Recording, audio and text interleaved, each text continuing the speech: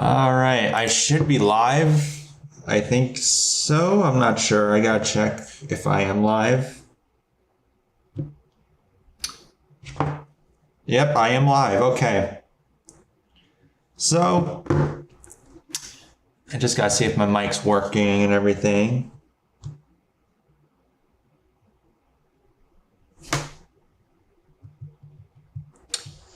Sorry, I'm just texting my friend. Just started live streaming. Basically, we're going to be talking about the severe weather potential that's about to occur today and maybe even tomorrow and Monday as well. We're probably going to be talking about all of those days before we get into like the future models and what they have to say about the tropics and stuff like that.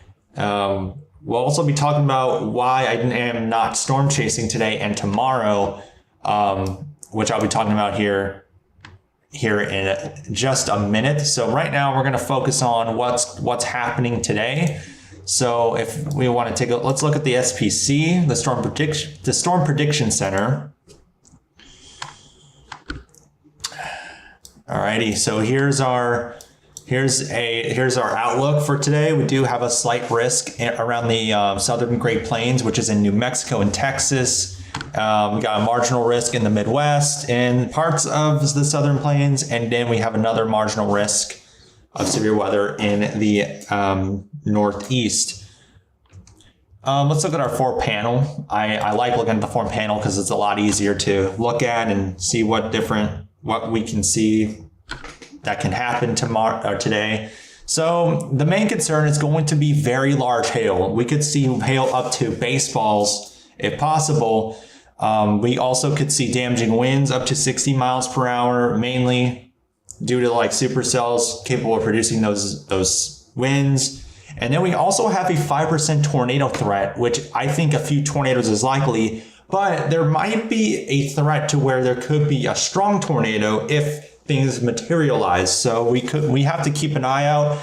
If you're in Clovis, New Mexico, that's the hot spot for storm chasers to go to during this time. It's the classic Clovis area is getting the severe weather potential today, which is pretty interesting. I would love to storm chase today, but unfortunately, I have things to do and I don't want to drive 12 hours just to get to New Mexico because I don't have a live stream set up. I don't have a live stream set up just yet for storm chasing. Once I do, I'll probably start storm chasing in New Mexico and stuff like that. That's what I plan on doing. Next year, hopefully, if New Mexico does wake up, or maybe even Colorado or Wyoming, I could also chase in those states as well. See if we do get tornadoes in 2025. Hopefully they're active. So yeah, there it is. The Storm Prediction Center says storms capable of all hazards are possible in the southern high plains, which is basically New Mexico and Texas. We do see severe weather activity about to occur.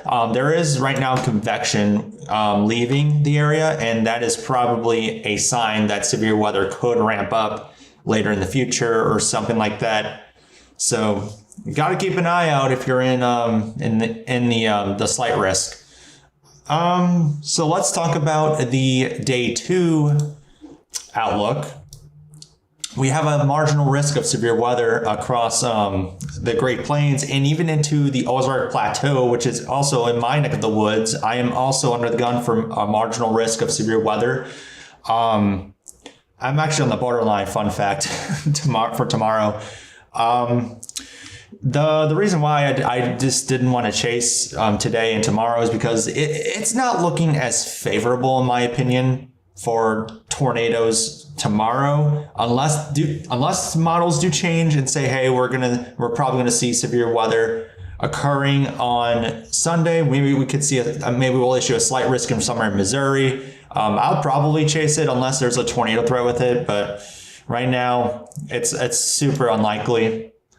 Let's look at our fourth panel. The main concern is definitely going to be damaging winds. That's a long area for damaging winds and some hail in Texas and Oklahoma. And there is absolutely no tornado threat. It is close to zero. But even if there were to be a tornado threat, I think we'll probably see something issued somewhere in the marginal risk, but at the same time, we're probably not going to see something uptrend a little bit on that. Let's see here.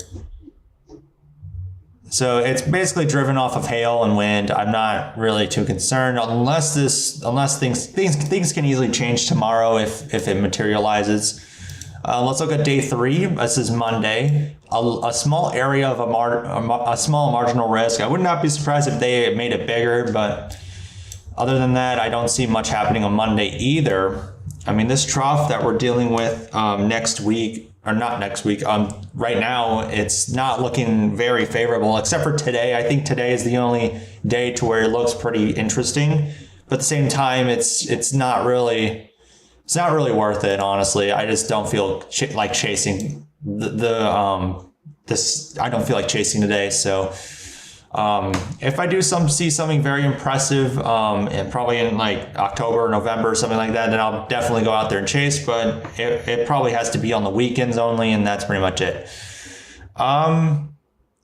We're gonna go to our HRRR. I think this is the first time we've ever went to the HRRR on the stream, and I don't know why it doesn't load like till 48 hours. All right, let's check today. We're gonna check the Great Plains area. Actually, I want to see. Let's go South Central.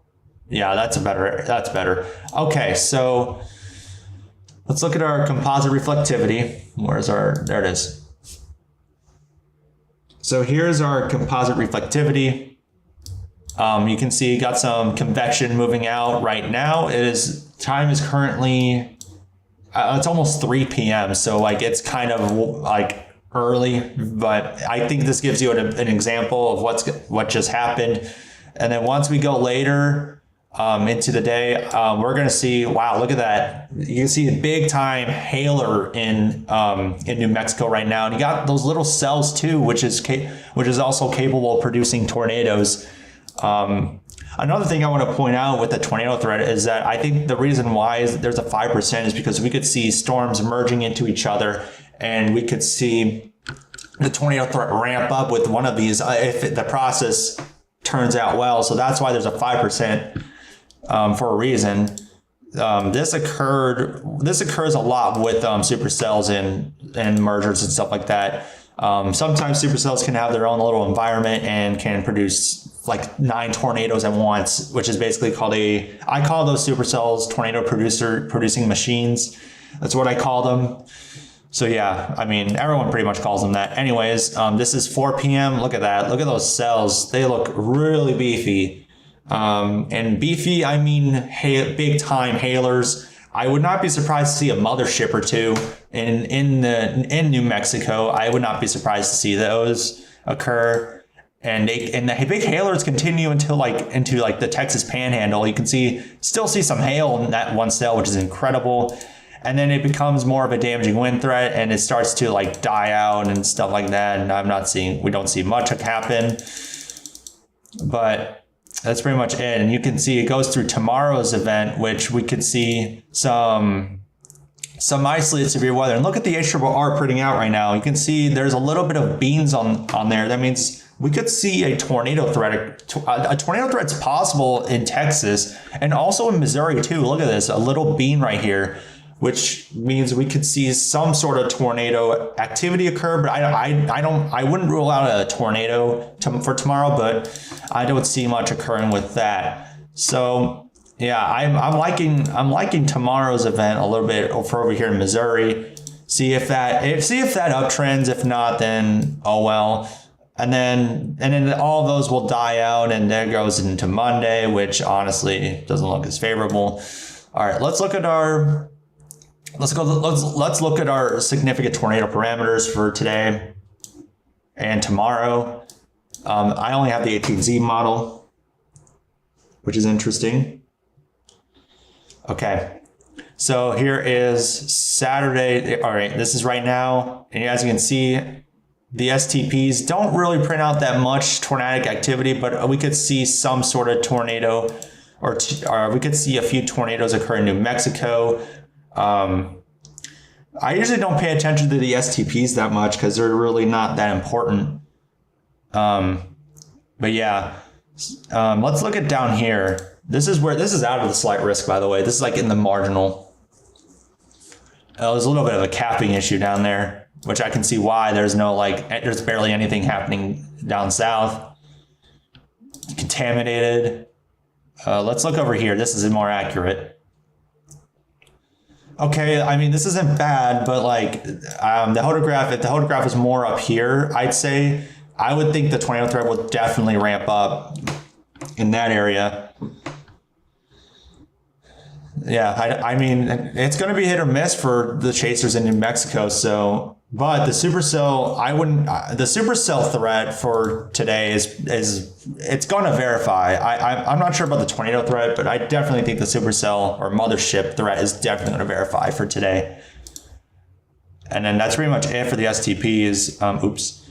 And then once we go into tomorrow, let's look at Texas and Missouri. Looking at Texas, there's much like STPs out there.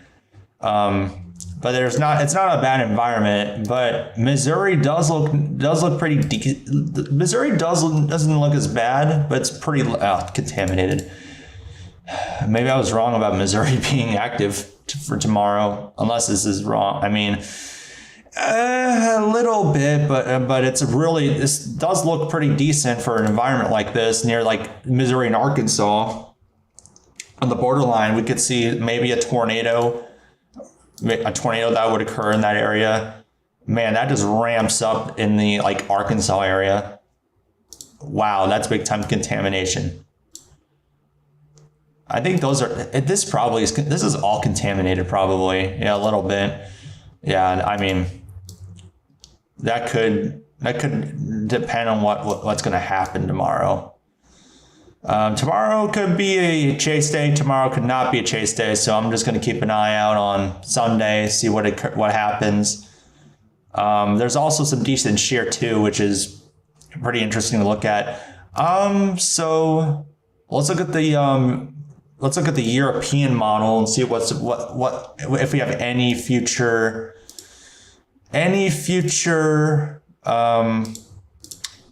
severe weather we have to, or tropics or anything like that, do we have to look out for? Let's look at that. So yeah, here's our trough right here. It's slightly negatively tilted, which is pretty interesting. Oh God. Bless me. Sorry if I sneezed. Anyways, you can see we got pretty decent low-level jet occurring in like New Mexico at like 6 p.m. And then once Sunday occurs, the low-level jet isn't as impressive for tomorrow, according to the European model. But it shifts more to the north a little bit instead of like down here, which is pretty interesting to look at. And then for Monday, same thing. It has a little bit of a delay reaction for Monday, but it is what it is. And you can see another trough right here. I think that's another trough coming in, bringing a lot of cool weather to where I live, which is good news. We desperately need some cool weather. I'm sick and tired of the heat.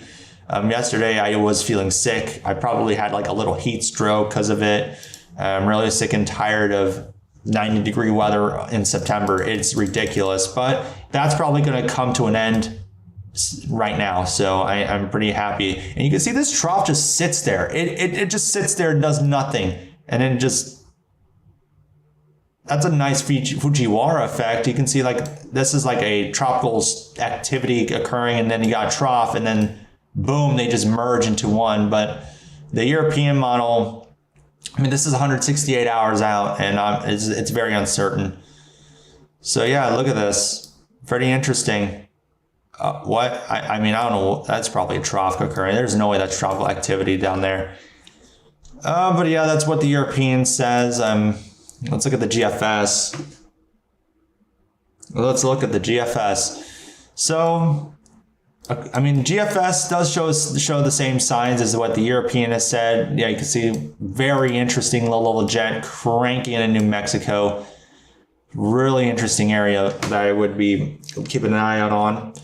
And then once we go into Sunday, the GFS printed a little bit more south, and the low-level jet's a little bit stronger than the European model was showing. So that's pretty much it. But the GFS does go way a little bit far out, so a lot of uncertainty is there with the GFS. So definitely going to keep an eye out. Same thing for when it's occurring. We could see another cool down, but the trough is more over here than not over here. So it still will bring us a cool down either way. And then you got a tropical storm or hurricane developing, and it's going to hit Florida. And you got this trough just sitting there. It's just sitting there. It doesn't move at all. And then boom, the tropical low just combines with the low pressure system or the trough. And then it just dies out completely. And then this is far out. I highly doubt we're going to see a negatively tilted trough occur in October on Friday night. So yeah, I don't see that. I don't see much occurring with that. And yeah, this is far out. I'm not sure what's going to happen. And you can see tropical activity occurring in the Gulf of Mexico. I was going to plan on chasing a hurricane, but now models are like downtrending since we're getting closer we are getting closer to the actual storm, hurricane or tropical storm that's about to occur next weekend. I don't know if I want to chase that. I don't think it's really worth it, honestly. I mean, even though we're like 100 hours out, things can easily change. I don't know. I don't see that. I really don't see much occurring with this at all. So yeah, that's pretty much it. I mean, to be fair, models are models. I really can't underestimate it that much, but that's pretty much it. Let's look at our temperature outlooks. Here's our 6 to 10 day temperature probability outlook. We're all going to be above average, except if you live in Washington or Oregon or something like that. You are experiencing below average temperatures. The rest of us are definitely going to see above average temperatures, unfortunately for a lot of us. So let's look at our day 8 through 14. Yeah, still, once again, we're all above average. I mean, this fall is probably going to be the warmest fall we've probably ever been through, in my opinion. That's my guess. But yeah, but everything else over here is going to be nice and dry in like the West and the Midwest as well. So yeah, it's really unfortunate that we're not going to experience like a lot of rain. And yeah, there's going to be a drought condition that's going to occur in like the plains, and more rain for Florida, Georgia, and even Ohio. Ohio has been in a deep drought for a long time, and they desperately need rain. They really do.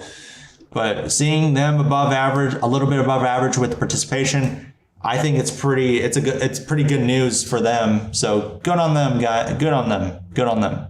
Ohio deserves it. They need the rain. Yeah, I think that's pretty much it. I don't have much to say really, because there's a lot of things occurring with the severe weather activity. Let's look at our mesoscale. Okay, so there is a discussion about if there's going to be a watch. So we have a watch likely. This could be a tornado watch.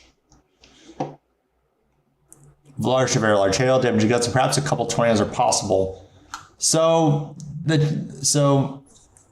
we could see a tornado watch out of this. It's possible, but I feel like this could also end up in a severe thunderstorm watch too, which can easily change here and there. So yeah, here's our new MD. Yeah, convection is definitely going to strengthen really big with supercells and stuff like that, with a couple multi-ships possible and a couple tornadoes. So this is gonna be a pretty interesting day today. So yeah, I really don't have much to say. I mean, technically we're in secondary season. We are, like I said, like it's going to be hit or miss for fall tornado season. We're probably going to see, we could, I mean, 5% are risky to chase in now. 10% hatches are also risky to chase in. 15% are they definitely verify a lot. So that's pretty much it. I don't have much to say really. This is it. I probably won't provide another update for a long time unless it's necessary. So, yeah, I'm probably gonna stop streaming for now.